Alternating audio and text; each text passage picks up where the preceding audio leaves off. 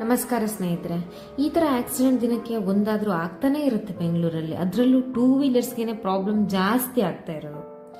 BMTC ಏನಾದರೂ ಅಥವಾ ನೀವು ಹೆವಿ ವೆಹಿಕಲ್ಸ್ ಏನಾದರೂ ಅಕ್ಕಪಕ್ಕ ಇರೋದು ನೋಡಿದ್ರೆ ನೀವೇ ಒಂದು 50 ಮೀಟರ್ಸ್ ಡಿಸ್ಟೆನ್ಸ್ ಮೇಂಟೈನ್ ಮಾಡಿ. ಒಂದೇ ಮುಂದೆ ಹೋಗಿ ಸ್ವಲ್ಪ, ಇಲ್ಲ ಹಿಂದೆ ಇರಿ.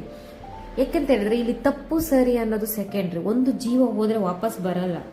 ನಮ್ಮ ಜೀವ ಕಾಪಾಡ್ಕೊಳ್ಬೇಕು ಅಂತ ಹೇಳಿದ್ರೆ ನಾವೇ ಡಿಸ್ಟೆನ್ಸ್ ಮೇಂಟೈನ್ ಮಾಡ್ಕೋಬೇಕು. BMTC ಡ್ರೈವರ್ಸ್ ಬಗ್ಗೆ ಹೇಳೋದಾದ್ರೆ ಏನ್ ಹೇಳ್ಬೇಕು, ಅವರು ಟ್ರೈನಿಂಗ್ ತಗೊಂಡು ಬರ್ತಾರ ಅಥವಾ ಹಾಗೆ ಬಂದ್ಬಿಡ್ತಾರ ಅನ್ನೋದೇ ಗೊತ್ತಿಲ್ಲ.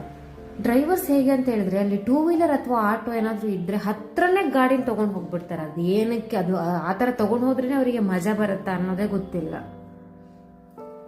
ನೀವು ಸೇಫ್ ಆಗಿರ್ಬೇಕು ಅಂತ ಹೇಳಿದ್ರೆ ನೀವೇ ಅವರಿಂದ ದೂರ ಇರೋದು ಬೆಸ್ಟ್ ಅಂತ ನಾನು ಹೇಳಕ್ ಇಷ್ಟಪಡ್ತೇನೆ.